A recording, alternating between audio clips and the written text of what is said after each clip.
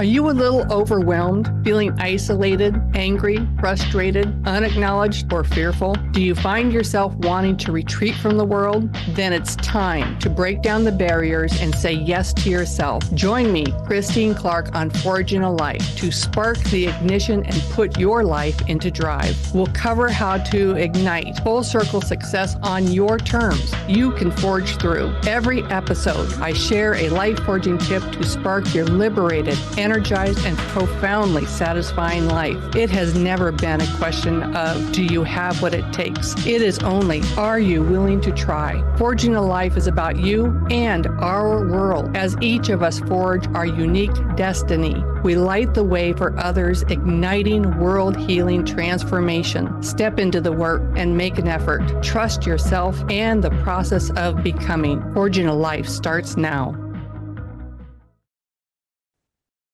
When do you know, like really know, this is your thing? What tips the scale when you to step onto the entrepreneurial path? When is the iron hot and ready to strike? And when do you know, like you really know, that preserving your heritage is a priority? My guest today is the vibrant, articulate Terrence Jones, whose entrepreneurial calling is wrapped in a passion to preserve his Creole heritage and honor the matriarchs who pass that heritage down. You know, food is the most enduring tool matriarchs use to protect the identity and culture of a people. Terrence Jones is the founder and CEO of Louisiana Creole Pecan Candy, bringing Creole culture to the world one heavenly bite at a time. This is Forging a Life, igniting full circle success. I am your host, Christine Clark. My guest today is Terrence Jones. Terrence, welcome to the show. Thank you. Thank you for having me.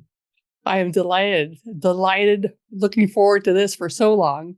I just want to let people, get to know you. So just tell us a little bit about you, maybe a little bit of your childhood too, because I know that this thing you're doing now started way back, really, if you look for the seeds of what you're doing now. So just kind of give us a little bit of background. Yeah, so I was born and raised in Lafayette, Louisiana, which is, I think it's the third or fourth largest city in the state of Louisiana, about 2 hours northwest of New Orleans. But that's only because we don't have a bridge or a road that goes straight down to the Gulf of Mexico. So you got to go out the way. But during my upbringing, my dad's side of the family is from Louisiana area, and they always was speaking Creole. So one of the words that I know or phrases is "Comment ça va?" Oui bien. So essentially, how are you doing? And you say, I'm doing fine, and so on and so forth. And most of the adults on my dad's side of the family, they only spoke Creole when the kids were around. So we didn't understand what they were talking. Keeping secrets. Right. And so as we have gotten older, as kids, we end up start figuring out what they were saying. And so we can interpret it. And it didn't help that two of my relatives, my older cousin and my older brother, they were in French immersion program in Louisiana, because if people don't know, Louisiana used to be a French colony. And at one point in time, Louisiana was a Spanish colony before the United States was even established. Louisiana already was established in key parts, especially New Orleans. New Orleans is older than the country. Most people don't know that. And so that was my first introduction into Creole heritage. And one thing that I know as a kid, one of the reasons why our family didn't really talk much about it as children for us was because of the relationship that Creoles have had with the Roman Catholics. So we were brought up Roman Catholic, and all of my dad's family went to Catholic school. And so the nuns would beat them if they heard them speaking Creole or French, because they wanted them to assimilate into the American society, which is a thread, a common theme that goes across not only of Creole people of color, but also people who come from different backgrounds, whether you're Indian, whether you are Chinese, Japanese, Korean, and so on and so forth. we all have had some form of assimilation history here in the United States where Right. people wanted to shut down the fact that we were different from what the majority was. And then from there, went to grad school, University of Louisiana Lafayette for undergrad and grad school. And my alma mater is known as the Raging Cajuns. And most people don't know that Cajun is a derivative of the Creole culture. And how Cajun was created was all of these Cajuns who they came down from Arcadia, from Canada. They were exiled. They found a colony here in South Louisiana. And a lot of them considered themselves Creole. When the Reconstruction and Civil War happened, the rich elites told those poor Cajuns or Creoles, hey, you need to separate yourself from the freed people of color Creoles. And so Cajun, which was a derogatory word, similar to the N word that, people, they referred to Black people as during the Civil Rights era and before, they took the word Cajun and made it something of value. And so they created this subculture to separate themselves from the free Creoles of color. And then the state of Louisiana took that identity, I want to say in the 60s or so, and used it as the heritage for the state of Louisiana, which ended up leading into a lot of foods that were invented by Creoles with the essence of, when you focus on slavery, the seasoning, the herbs, the spices, and a lot of the different plants that are now a part of the Louisiana economy and even the U.S. economy were kept in the not socks, but in the traditional wear that the African slaves kept with them. So they planted it here in the States.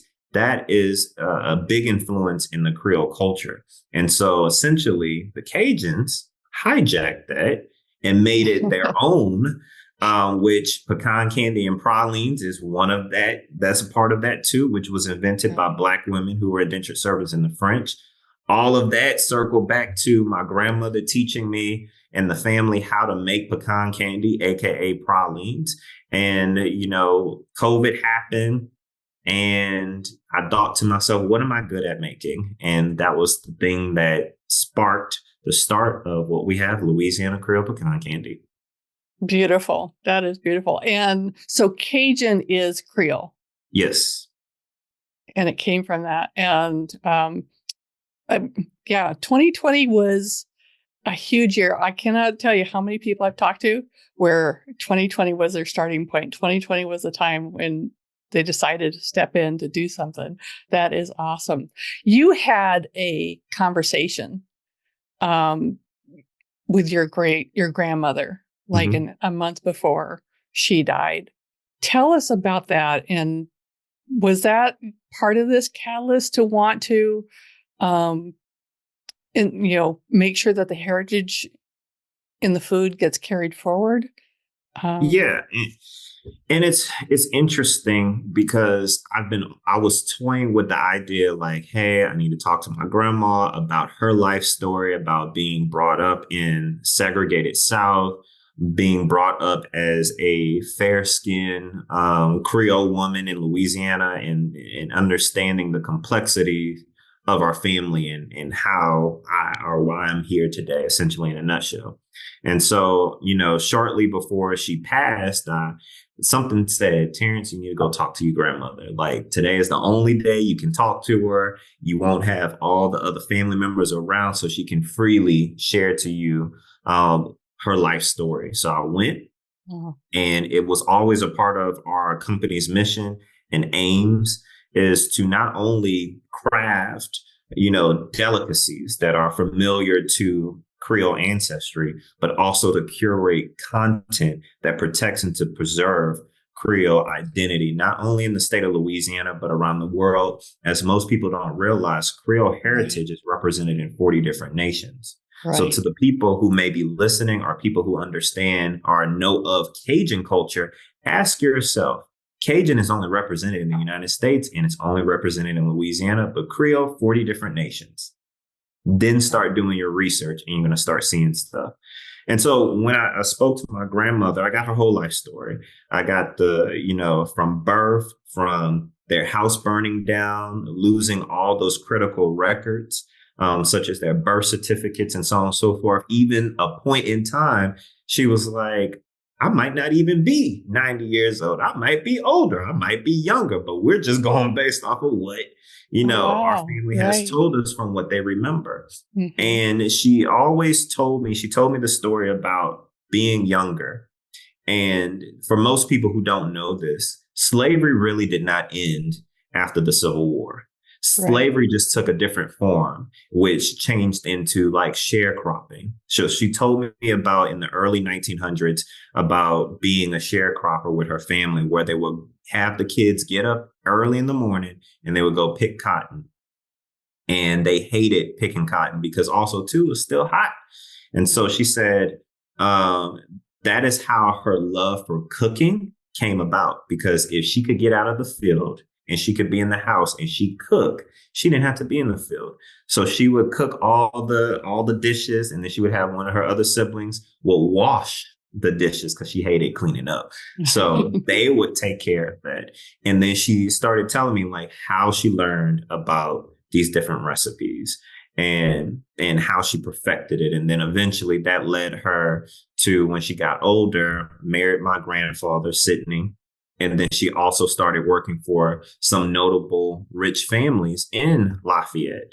And then ended up creating or being friends with some of the wives of the families that she would become the nanny. So very similar story to the movie The Help. She was Right. the help, raising those kids, being the nanny, and then also being the confidant of the wife.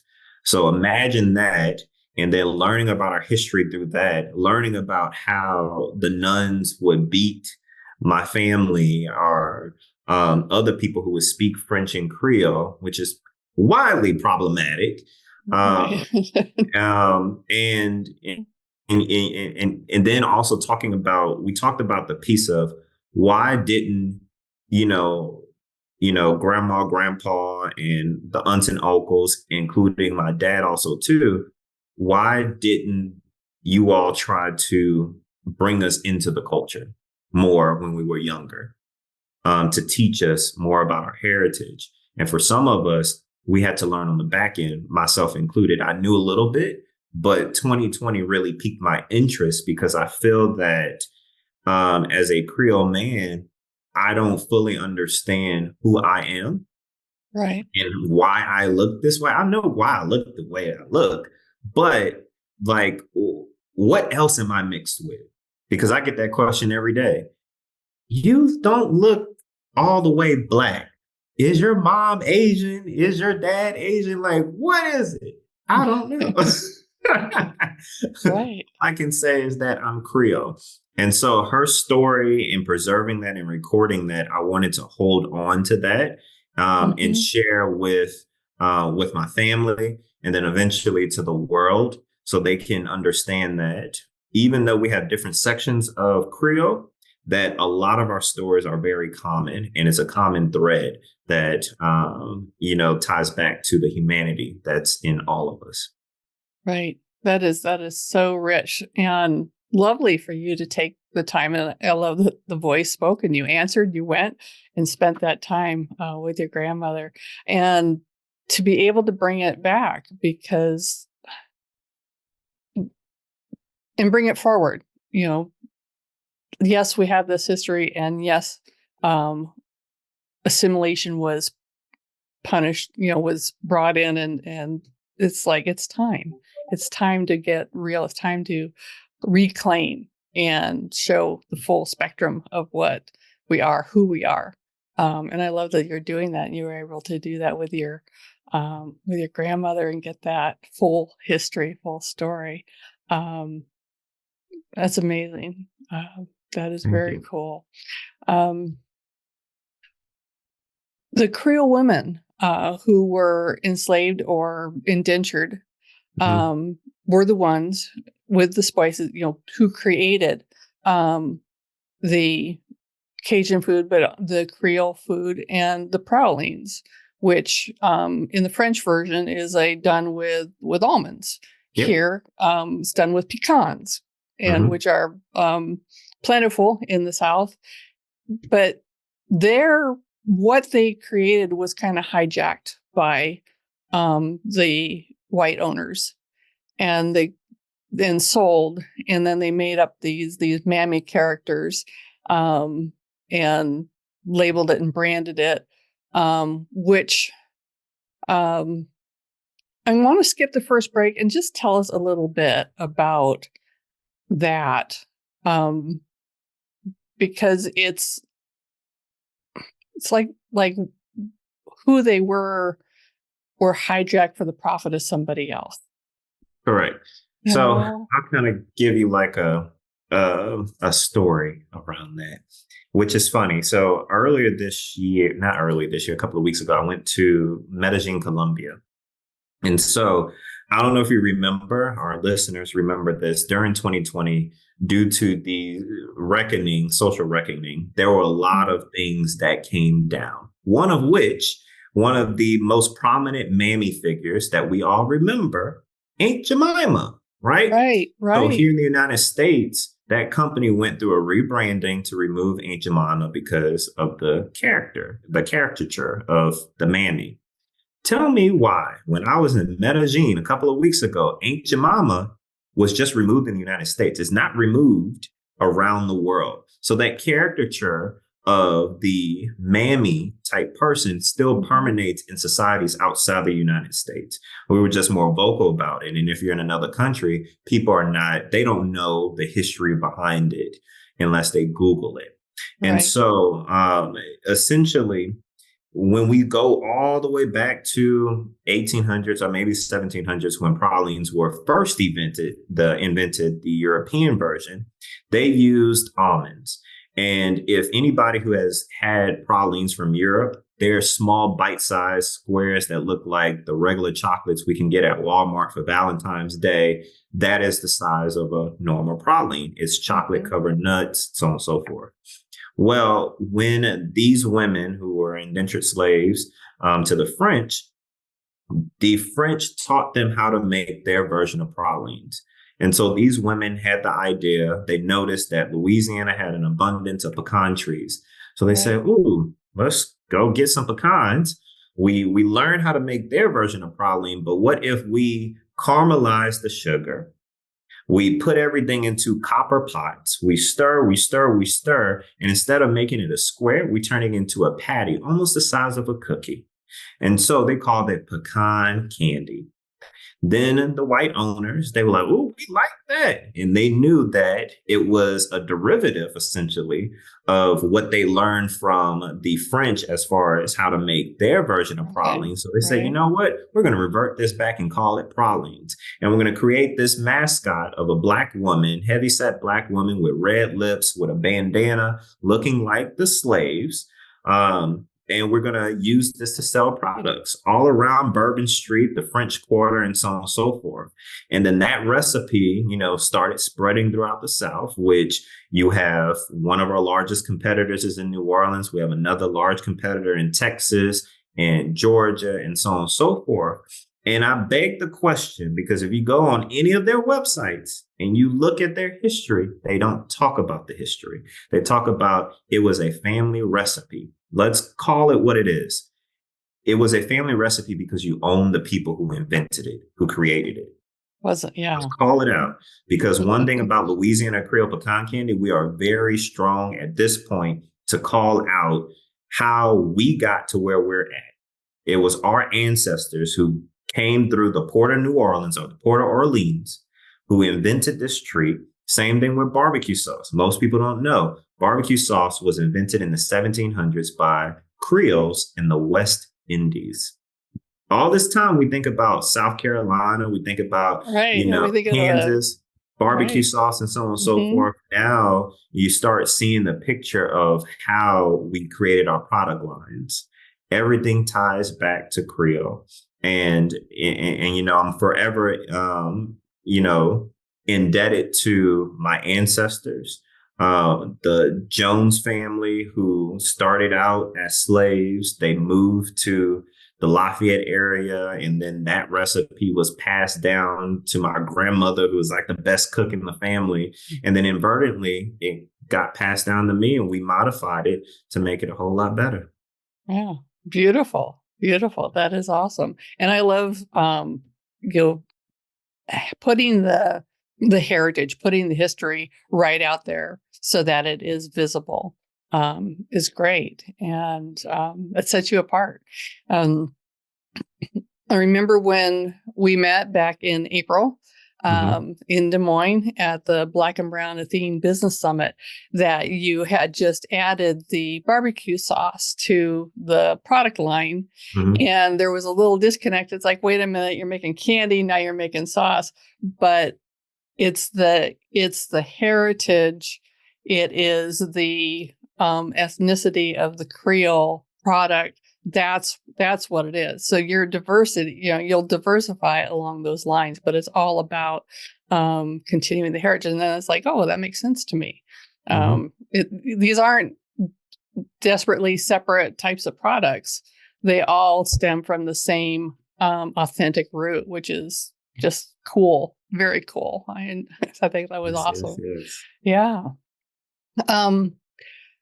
We met at the Black and Brown Business Summit in West Des Moines, and you were on a panel of people who had been awarded prize money for previous summit pitch contests. And so tell me a little bit about getting seed money through pitching. I mean, that looks, from my point of view, just attending, enjoying the people. It's like, I'm just in awe of the people that get up to do something like that. For me, speaking in front of people is no big deal. But if I was to pitch, that just seems tantamountly scary because you're like, I'm doing this so that you can get me, give me some cash so I can move my business forward. And it's like, oh, that's such a hard ask. But tell me about that. Tell me about pitching for seed money. It's interesting. People always, well, let me rephrase it. I think for anyone, it is very hard to put yourself out there in anything that you do, but especially jumping out on faith and creating a business, right? Absolutely. We, all of us, whether it's here in the United States, around the world, most of us will never, or most of us won't go ahead and create our own business. We rather work for someone. And I remember in 2020, I was working at another company, and one of my colleagues said, don't be a hidden figure, because at the end of the day, you are working at the request of someone else's dream. So you're working to fulfill someone else's dream. Mm-hmm. So you should be able to figure out what your dream is and what you want to do and work towards that. If you're working a day job, you can use that as a vehicle to your business and so on and so forth. And so, years later at this point, so that's 2020, let's fast forward to 23. And I was at an impasse with the business. The business was growing, but from a financial standpoint, some people will look at it and say, does it make sense to keep on going? Well, right. That break point between input and getting the revenue ramped up enough to first thing you want to do is break even. Exactly. Right. Yeah. And so that's a tough hurdle. You're thinking through all of that. And then you realize that a lot of businesses that have been very successful, most of those businesses have had seed money. I didn't have any seed money. I didn't have anyone investing in me outside of my own pocketbook. And then a couple of family members who believed in this experiment that I was doing, because it started out as an experiment, just to prove a point. Can I create a business that is profitable, that I can then show this as the poster child so I can become a business consultant? That is kind of one of the ways the whole business started. And so it took its own mind of its own. So 23, I said, hey, we need to get investments. We need to get more money other than just doing these pop-up shows and vendor events and so on and so forth, because now I'm just focused on Louisiana. So one day I got an email saying all these different grants and pitch competitions, and some said, "Hey, just go ahead and apply." And it was the Black and Brown Bank of America pitch competition. So I Okay. applied. I think it was February of 23. I applied, didn't think nothing of it. I remember Yeah, going to, Iowa in February is a little colder than right. Louisiana. So I applied virtually, did everything that I had to do. I remember going to sleep on March 30th. 30th, does March have 31 days? I think March does have 31 days. So I went to sleep on the 31st and I had a premonition and an affirmation for me. I'm going to run into a large sum of money to help drive this business and to keep it going and to expand. I woke up April 1 feeling energized, so on and so forth. And it's April Fool's Day. Keep that in mind. At 11 o'clock, I checked my emails a Saturday and it said, "Congratulations, you are a finalist for the Bank of America pitch competition in Des Moines, Iowa. You have 2 weeks to get here for the competition, but you also have to Wow. submit a pitch deck. You have to do this and you have to do that." And at first, I was like, "Oh, this got to be an April Fool's joke." But no, it was real. So went ahead, booked my ticket, started, assembling a group of people that I trust that can help me craft my pitch deck. Mind you, prior to me applying, something told me, my intuition said, you need to start building out a pitch deck before I even applied to anything. So I already had a Wow. pitch deck ready to go to a certain extent that just needed to be refined. So I wasn't working backwards at this point. And so I got a group of frat brothers and friends and even colleagues at my day job to listen to me pitch, to look at my pitch deck, give me pointers and feedback and so on and so forth. And to those who don't know, by trade, I have been in sales. And then my next career outside of sales ended up becoming a corporate trainer. So, putting that all to use and then getting up on stage, nerve wracking. I remember the first round of people, most of the men went at the beginning of the pitch competition was a total of 8 pitchers. And so I remember the one of the guys had just got off stage and he was like, "I didn't do too well, but I need you to bring it home for the guys."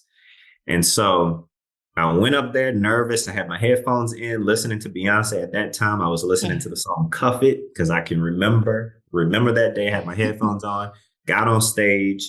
I had a intro video play first. Had the intro video play, hyped up the crowd, and then got on stage. After the first 30 seconds, all those fears went away. And I was just so excited to be done, to be done.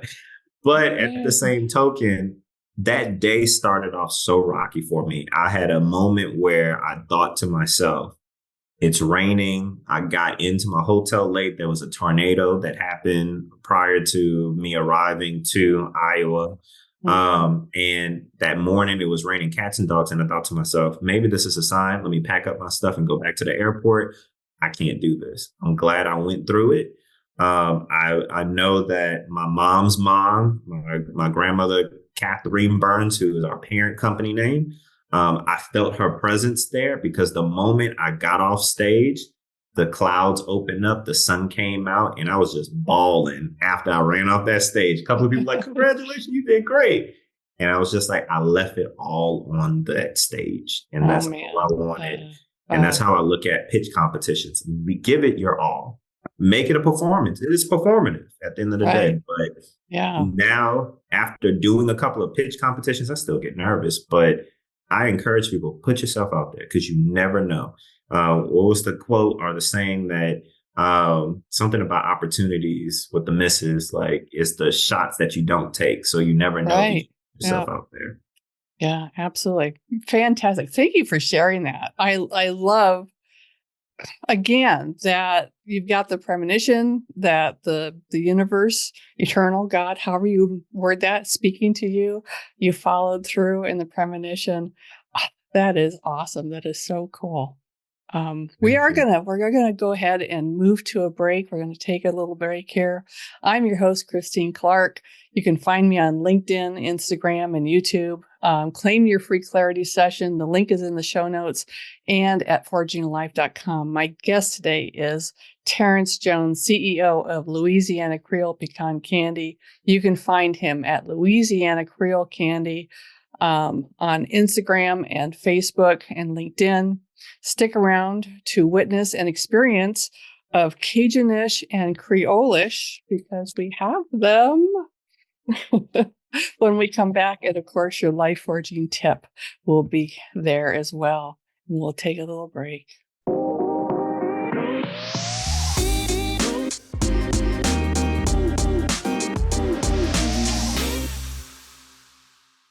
Hello, and welcome back to Forging a Life. Igniting Full Circle Success. I am your host, Christine Clark, and I have Terrence Jones, CEO of the Louisiana Creole Pecan Candy Company, here with me. And before the show, last week or so, I ordered some of your candy. So I have the Cajunish and the Creolish. So Terrence, tell us a little bit about the Creolish. About this candy. I know you've perfected it. It came from your grandmother. It was handed down by all the matriarchs for years, given to your father and then to you. So tell me about this, and then I'm going to take a bite. Yes. So we have two different registered trademark brands. We have Creolish, which pays homage to my heritage as a Creole person representing 40 different nations. And then Cajunish, which pays homage to my alma mater, the University of Louisiana at Lafayette. And so what you have in front of you is the Creolish original pecan candy, aka praline. So with all of our pecan candies and pralines, they double as a coffee creamer and a sweetener. So if you like hot coffee, like I like hot coffee, drop that sucker into some hot coffee. It will melt and dissolve and act as a coffee creamer too. Just swirl it around. Ooh. All that's going to be left is the nut. That's it. So a little tidbit there. But essentially, we took grandma's recipe, how she used it. I know for my grandmother at one point in time, she was using Karo syrup and some other stuff. We took all of that out. So we stopped using Karo syrup. We don't use salt. We don't use imitation vanilla. And most people don't know, imitation vanilla is a byproduct of the paper manufacturing industry. So you're utilizing that in baking and so on and so forth. So we opted to use pure vanilla. So everything that we use is pure ingredients. And then I love the ingredients list. Contains nuts, sugar, dairy, and vanilla. Yeah, simple. Yeah. It's very, very simple. And so a lot of our competitors, they use all the, more, how can I say, things that might not be as healthy, or put it that way, in their products and how they make it. And I understand it's cost effective, but at the same token, I like to call us a luxury pecan candy praline company in the U.S. Because that's what we're giving. From the packaging, from the portion size, most of our competitors from a national landscape, their candies or pralines are significantly smaller than ours. They're about half the size or smaller. This is a good size. Exactly. Yeah. You said like a cookie size, right? Yeah. Right. Exactly. So we try to stay true to our heritage. And then on the flip side, with the Creolish brand, we have other flavors like our Rum Tell That, which pays homage to our New Orleans Saints out there. So the black and gold, and that is with rum, made with rum. We also have our Zydeco milk chocolate, which pays homage to one of the top versions of music that has been crafted in Louisiana, which is Zydeco. And Zydeco has a bluegrass feel and a country feel. It's like a fusion of a couple of different genres of music. And for those who have listened to Beyonce mentions it in her newest album, Cowboy Carter. As most people don't know, Beyonce is one of the most famous Creoles on the face of this planet. And she has also donated and given us money. We won a grant, $10,000 grant from Beyonce's nonprofit. Yeah, right. And then on the flip side, we have Cajunish, which has our Cajun white chocolate praline, which is unique. Most people have never had a praline or pecan candy that is made with white chocolate, and that is the popular praline in my city, in my hometown, Lafayette. And it's one of my favorites. I would say that's my favorite is the Cajunist also too. It's just a blend that you didn't think you needed, but you needed it, right? And it's addicting from what a lot of people say. Yeah, well, I'm gonna try the Creolish. Yes. And while you're eating, let me know what you think. And then with Cajunish, we also have our gluten, dairy, and soy-free praline, which is named after our state flower, Magnolia, which is a coconut base, and it uses organic raw sugar versus regular white sugar, what we use for the other candies. That is lovely. There's a little bit of tang that comes from the pecan. That's a nice little side set, but I think if I drop that in my coffee, that's going to be a really decadent coffee in the morning. I won't need toast or anything. just that, right? Yes. Oh, beautiful. And then the Cajunness is the white chocolate. Which is the crowd favorite. It is even smoother than the original, and it has a nice subtle texture with it. And I think that's one of the reasons why a lot of people like it. And then it's unique. People, especially in Louisiana, they have never thought about having a white chocolate. We see chocolate, milk chocolate, or dark chocolate pralines or candies, but not a white chocolate one. I don't know. It's close. They are both amazing. They are both wonderful. Oh, thank you for that, Terrence. This is great.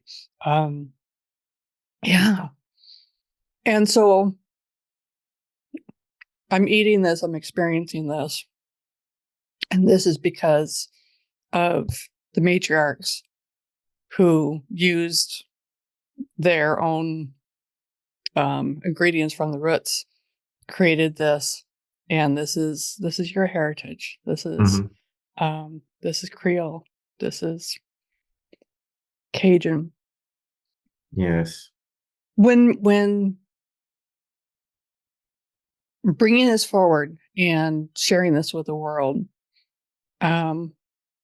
what is your desire for the people that purchase and consume your products? Let's see. My hope is that people take away that there are better options than some of our competitors. But in addition to that, is that people will want to do their research around our heritage and understand the nuances of what it means to be Creole. And not only just look at it from a Louisiana standpoint, because I know a lot of people, when they think of Louisiana, we think about food, right? And Mardi Gras, New Orleans. Right. But outside of that, knowing that Louisiana Creole is just a small subset section of the overarching history and heritage that makes up what Creole people are around the world. That is my hope. And my hope also, too, is that people, feel empowered by it.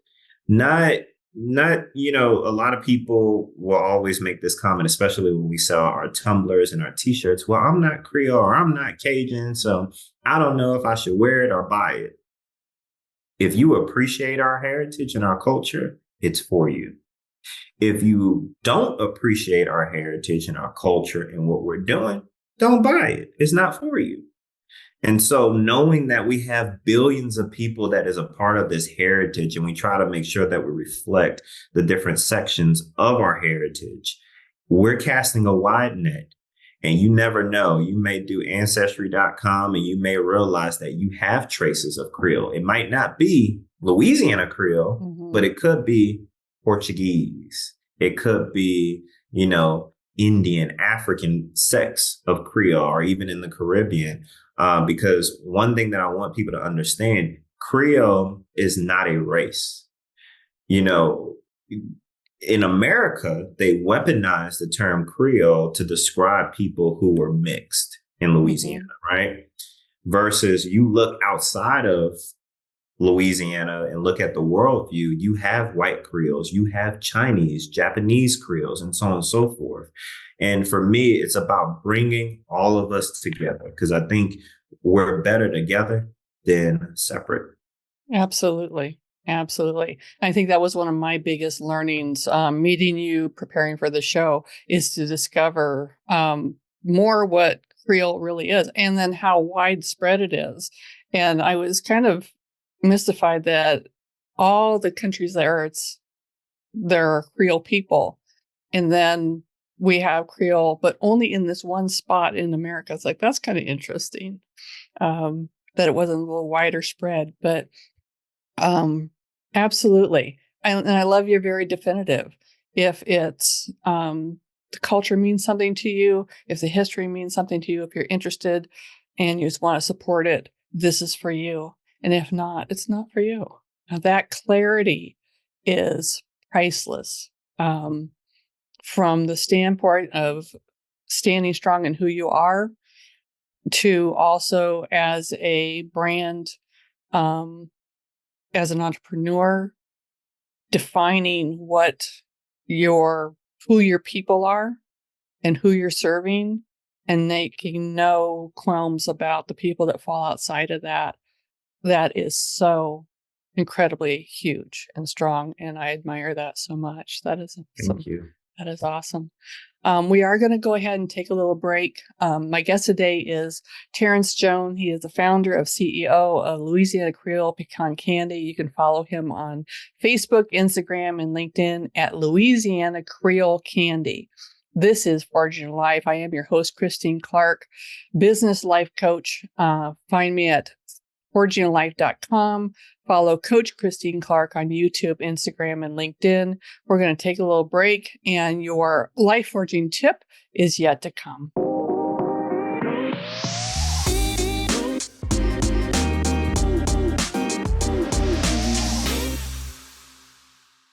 Hello and welcome back to Forging Life, Igniting Full Circle Success. I am your host, Christine Clark, and my guest today is Terrence Jones, CEO of Louisiana Creole Pecan Candy. We're going to dive into what's going on right now with the company and future vision. And I just want to make sure that we get your life forging tip in, because I know you are waiting for that, and we're going to just make sure we cover that right now. So we'll get that done and then be able to talk a little bit more with Terrence. Entrepreneurial excellence is anchored in self-belief, trusting who you are to bring your unique gift to the world. Here's your life forging tip. When you choose to share your passion, your talent, your invention, your creation with the world, just know that it's going to be challenging. It's going to take work. The meaning you personally experience bringing forth your thing is what will see you through. Hone in on your true why by asking yourself, why is this important to me? Answer, then ask again and answer again. Keep asking, why is this important to me? Allow for whatever surfaces. Follow the question down into your soul. And when your answer chokes you up, brings tears to your eyes, makes your body quiver, you will have found your true why. That's your anchor that will see your enterprise through to create success on your terms. This exercise is best done with a partner. Coach Christine Clark is your ultimate success partner. Book your clarity session now and claim your true why. Terrence, tell us, currently, what's your biggest challenge with your business? I know that you're a parallelpreneur. So everybody, Terrence is bringing this amazing company forward while working full time for someone else. So this is like one of the most challenging ways to become an entrepreneur. You're doing both. You're working at least 2 jobs, and really it's probably feels more like 3. So tell us just, currently what's going on and with the business, and what's the biggest challenge at the moment? Yeah. So Currently, we are getting ready for the Louisiana Restaurant Showcase 2024 in New Orleans, Louisiana, at the Convention Center on the on the Mississippi River, and so that's what we're preparing for, as this will be our last year attending this particular trade show or food expo. We'll be doing some other ones around the nation next year, but things that I would say challenge me with the business. Yes, parallel entrepreneur, working a full-time job, still running the business. But one part is knowing when to let go. And what I mean by that is bringing in more people, new people, fresh ideas into the business and having them run different things like our social media and marketing strategies. Get me out of it. I'm just saying, hey, I like this. I don't like this. Let's giving somebody else the creative freedom. I'm a really chill person. If you met any of my employees or contractors, they will say Terrence is really chill. On the flip side, from a fundamental foundation of where we're trying to go, how I like to say our North Star to a certain extent, we know that every small business or business who wants to expand, funding, continually getting more funding, which that funding, we utilize that to scale the business. Because for where we're at, we're getting more funding, which is a plus side. We're getting, notoriety not only in the US, but around the world. But now it's how do we connect from getting all this funding and essentially weaponizing it to be able to scale and take on a lot of our competitors in a way that is unique, because none of them are focused on the heritage. We're focused on heritage. And we have a vehicle to utilize our heritage to get into other markets that they couldn't get into because they're not a part of the culture. Right. Huge. How do you, letting go is beautiful. That helps the company thrive. Like you said, gives other people opportunity to be creative, have a real part. How do you find those people that are your match, your mate, you're in line with your vision, with your values, and that so that you can do that, so you can let go? Oh, that's a tough one, because some people go solely based off of intuition, and some people will say they know what it is when they know, right? Almost like when you find your significant other, it's like when to a certain extent. And then on the flip side, you go through like the business interview type questions. So I would say, like, my graphic designer, who has been instrumental in updating our marketing collateral. So we haven't updated the website to show. The website was one rebrand, so that was one contractor. Right, that's just recently finished, right? Yeah, recently finished. We have a brand new website, switch systems, and how we operate.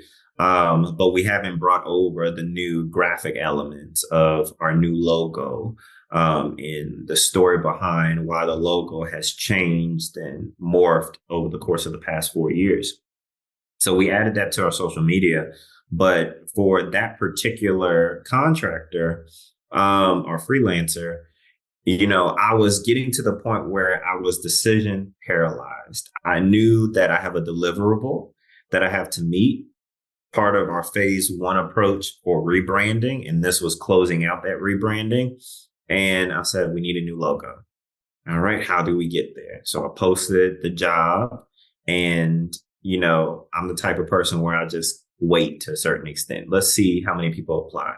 And then eventually I start going through it, and I'm looking. And I gave every contractor a task that I need them to look at. I need you all to review, what we're doing and what you come up with. Let's see what you come up with, because I have my own theme. But hey, and I uploaded that. And this particular contractor reached out to me on social media with a proof already done. And I was like, you're hired. Like, you took it a step further, and you read the assignment. and you figured out, instead of me typing up how I would do it, let me just create it and give you a visual, because I didn't know how my idea would look. And so he went ahead, did it. I went into the tool, automatically hired him right on the spot. And at the end, he told me, he said, out of all the businesses and companies I've worked for, you have paid me the most.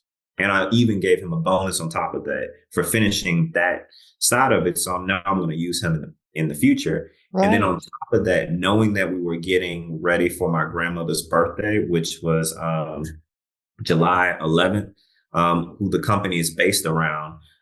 This is our first birthday without her. And he created a photo collage of her with the family and everybody pieced together that makes the image of her with the logo in the center as a gift. So he did 2 projects. He made a version of the collage for, just for video purposes, and then a keepsake for the company of an image of her with all of her pictures wrapped up in it. And that, means more for me. And I know that in the future, I can continually use him for any project that I have, because the turnaround speed was quick and he understood what we were trying to accomplish, because he can think back to his own upbringing and see that there's a commonality between us both. Right. Yeah. Sounds like your people. Sounds like someone that's invested with the family, with the heritage, with you. Love it when you can find those people and it works for them. Yeah. Yes, Thank you so much for being here with me, Terrence. This has been fantastic. Thank you. My guest today is Terrence Jones. He is the founder and CEO of the Louisiana Creole Pecan Candy, bringing Creole culture to the world in an edible transmission of culture. You can follow Terrence on Instagram, Facebook, and LinkedIn at Louisiana Creole Candy. I'm your host, Christine Clark. If you're ready to take your passionate interest and ignite a thriving business, you want to break free and flow forward, or just want to access your inner wisdom, one session with me, Coach Christine Clark, will instill confidence, clear the air, and ignite positive action. Find me at forginglife.com. Follow me on LinkedIn, Instagram, and YouTube. Book your free session and begin. Until next time, keep forging through. You have been listening to Forging a Life with me, Christine Clark, igniting full circle success. Tune in every second and fourth Tuesday at 9 a.m. on Transformation Talk Radio for more life-forging tips to spark your liberated, energized, and profoundly satisfying life. As each of us forge our unique destiny, we light the way for others, igniting world-healing transformation. It's never been a question of, do you have what it takes? It's only, are you willing to try? Schedule a complimentary personal clarity session. Visit forginalife.com. That's forginalife.com.